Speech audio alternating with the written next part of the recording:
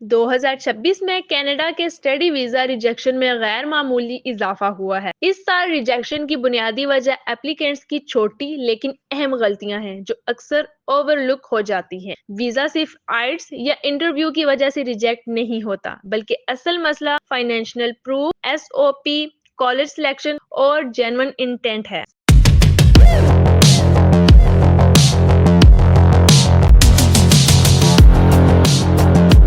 سب سے پہلے بات کرتے ہیں فائنینشیل پروف کی۔ پچھلے سال تقریباً 10,000 کیڈ کافی سمجھا جاتا تھا، لیکن اب کم از کم 20,000 کیڈ دکھانا لازمی ہو گیا ہے، اور یہ رقم صرف ٹیوشن فیس کے لیے نہیں بلکہ لیونگ ایکسپنسز بھی شامل ہیں۔ اگر آپ نے اچانک بڑی رقم ڈپازٹ کی یا بینک سٹیٹمنٹ میں گیپس ہیں تو یہ سسپیشیس پیدا کرتا ہے۔ ویزا آفیسر اس بات کو بہت غور سے دیکھتے ہیں کہ آپ کے پاس سٹیبل اور جینون فنڈز ہیں یا نہیں۔ دوسرا اہم عنصر ہے ایس او پی۔ صرف ایک فارم یا ریکوائرمنٹ نہیں ہے، بلکہ آپ کی پوری سٹوری ہے کہ آپ کیوں کینیڈا جا رہے ہیں، آپ کا سلیکٹڈ کورس آپ کے اکیڈیمک اور کیریئر بیک گراؤنڈ سے کیسے میچ کرتا ہے، آپ کی فیوچر پلاننگ کیا ہے۔ جینرک یا ایس او پی کاپی پیسٹ فوراً ریجیکٹ ہو جاتی ہے۔ آفیسر دیکھتا ہے کہ آیا آپ نے کورس کی سلیکشن میں لاجک استعمال کیا ہے یا صرف رینڈملی اپلائی کیا ہے۔ مثال کے طور پر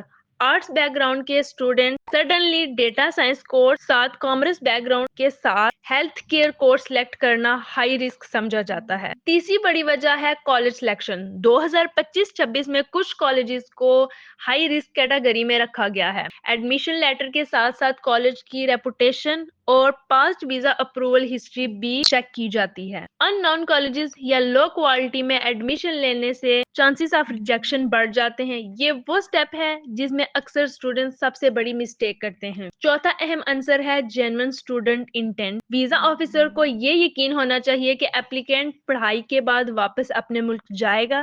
اگر کیریئر پلان واضح نہیں، پروفیشنل ٹائز کمزور ہیں یا صرف پیئر انٹینشن لگ رہا ہے تو ایپلیکیشن ہائی رسک تصور ہو جاتی ہے۔ آفیسر یہ دیکھتا ہے کہ آپ کے اکیڈیمک ڈیسیجن اور فیوچر پلانز لاجیکلی الائنڈ ہیں یا نہیں۔ مزید یہ کہ فیک ڈاکومنٹ یا فراڈنٹل ایپلیکیشنز کی وجہ سے بھی ریجیکشن بڑھ جاتی ہے۔ بینک سٹیٹمنٹس، ایکسپیرینس لیٹر یا ایڈمیشن لیٹرز میں کوئی مس میچ ریجیکشن کا باعث بنتی ہے۔ 2025-26 میں کینیڈا نے زیرو ٹالرنس پالیسی امپلیمنٹ کی ہے، جس کی وجہ سے فیک ڈاکومنٹ سبمٹ کرنے والے ایپلیکینٹس کو 5 سال تک کینیڈا جانے پر پابندی بھی لگ سکتی ہے۔ اضافی طور پر اسٹڈی گیپ یا پریویس ویزا ریفیوزل بھی بہت اہم ہے۔ اگر آپ اکیڈیمک یا پروفیشنل بیک گراؤنڈ میں گیپ ہے اور اس کا پراپر ایکسپلینیشن نہیں دیا یا پہلے ویزا ریجیکٹ ہو چکا ہے تو آفیسر آپ کی اپلیکیشن کو ایکسٹرا سیکیورٹی